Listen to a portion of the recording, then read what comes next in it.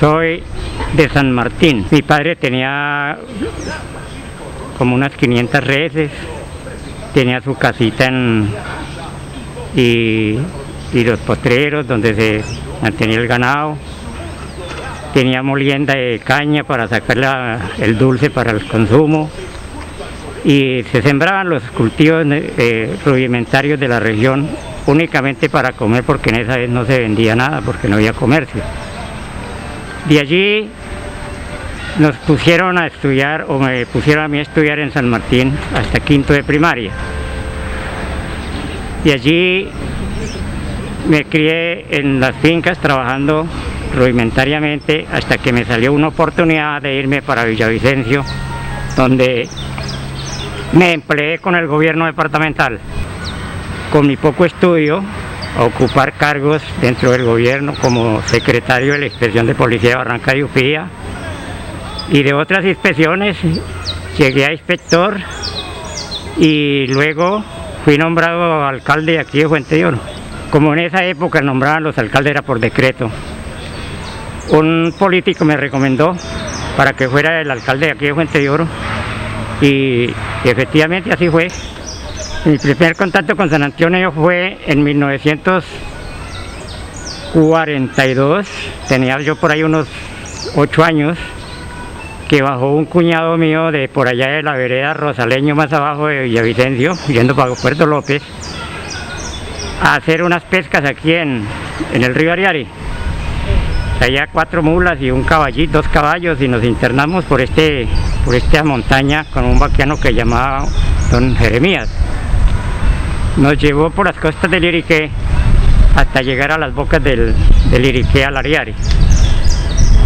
Allí campamos y el río era tan rico en peces que se sacaban valentones, los llamaban valentón, ¿no? De 18 y 20 arrobas. Y de todo género, peces de todo género. Y en el recorrido por el río Ariari, por la montaña, encontramos cantidad de cedro tumbado, porque la primera explotación fue de estas tierras, fue el cedro, que lo tumbaban la gente, los aserradores, para sacar la madera. Aquí donde estamos, en el paraje de la Luna, era una bodega donde salían las mulas, salía la gente con las mulas con la madera, porque nuestro medio de transporte no era sino a pie o a caballo. Entonces uno vivía de la finca al pueblo, donde me crié al pueblo, a San Martín. Hasta que ya le digo, viajé a Villavicencio y ya fui adquiriendo más cultura y desempeñé lo que desempeñé. Era que cuando en 1942 no eran sino unas 10 casitas y no habían calles, era por caminitos, andar a pie y a caballo.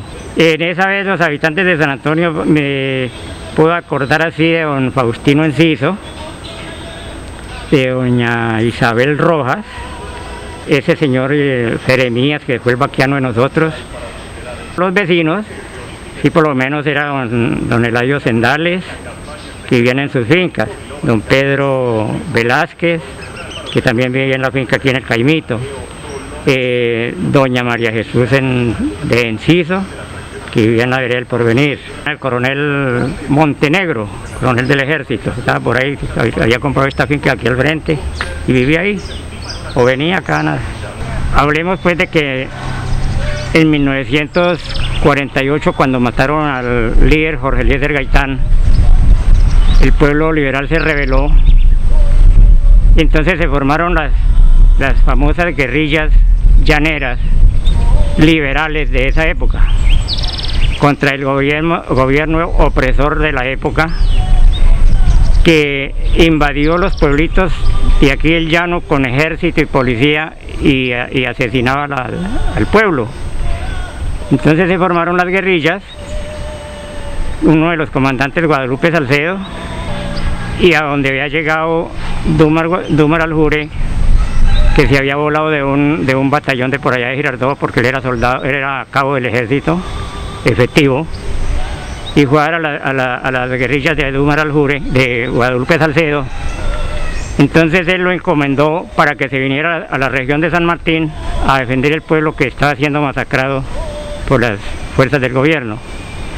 Así fue como él tomó posesión aquí en esta región y defendió al pueblo valerosamente hasta convertirse en un ídolo, y fue un defensor del Partido Liberal. Démosle algo a Fuente de Oro. Tengo Fuente de Oro, pueblo llanero, con el alma y el corazón te quiero. Te bañan tus fértiles tierras el río Ariare, caños, lagunas y esteros, donde encontramos las garzas blancas, corocoras y el patico lagunero. Fuente de Oro, hermoso pueblo llanero. Tus calles y avenidas son una hermosura, adornada con la belleza de sus mujeres que nos llenan de amor y ternura. Con su colegio La Huesa y su bella casa de la cultura. En las noches llaneras, a la luz de la luna llena, nos trasladamos a Puerto Santander, donde encontrarás hermosas muestras de nuestra cultura guayupe. Fuente de Oro, pueblo llanero, con el alma y el corazón te quiero. Con su parque principal, su coliseo cubierto y su hermoso templo parroquial. Fuente de Oro, pueblo agrícola y ganadero, en estas coplas te dejo mi corazón, mi talento sanmartinero. Me acuerdo que hicimos una placita de mercado que hoy la abandonaron porque construyeron otra más grande. Esa fue una de las obras mías, la plaza de mercado. Y construimos el albergue infantil, que funcionó muy bien por muchos años, y pues ya yo no sé ahora qué rumbo habrá tomado eso. Parece que como que se acabó, no sé. Pero hicimos obritas buenas. Contribuimos para construir el puente de Liriqué en la vereda San Gerraya, que eso todo pasaban por entre el caño y se apagaba el carro a veces, y entonces las mulas no podían pasar por los crecientes. Pero bueno, dejamos recuerdos. ¿Cómo era el camino? Sí. Totalmente de herradura, a caballo y a pie. ¿Por qué fincas pasaban? No habían, lo único que habían una especie de carreteritas era lo que hacían unas carretas que fabricaba la gente con ruedas de madera y eran jaladas por bueyes. Ahí en esas carretas se transportaba los artículos que se necesitaba para la finca, o lo que se tenía en la finca para llevar para el pueblo. Por ejemplo, llevaban madera, llevaban hoja de moriche para techar las casitas en el pueblo, en San Martín. Esas carretas, eso fue una de las historias muy bonitas, porque fue el medio donde el llanero comenzó a andar sobre ruedas, ¿no? Las ruedas de madera. Como dijo el profeta, dame Dios una rueda y yo muevo el mundo.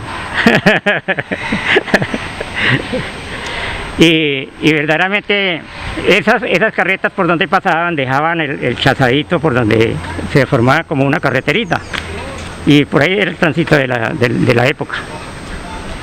Y en San Martín el primer carrito que llegó se llamaba La Cucaracha. Cobraban 5 centavos para darle la vuelta al parque, y ese carro lo trajeron por la serranía hasta Matupa, que hasta ahí llegaban embarcaciones en esa vez, porque ya el río ahora se acabó.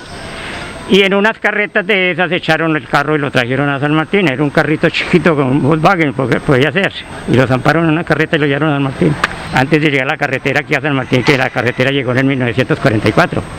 Mira, es tan importantísimo dejar historia, porque la humanidad ha vivido de la historia, y la historia es la enseñanza para las personas que vienen más atrás. Se van a dar cuenta dentro de 40, 50 años cómo se vivía en el llano, cómo era la tierra del llano, y eso hay que dejarlo, porque ya que lo tiene uno en la memoria, ¿por qué no lo va a dejar para que otro lo estudie, para que otro lo tenga, para que otro lo aprecie más adelante?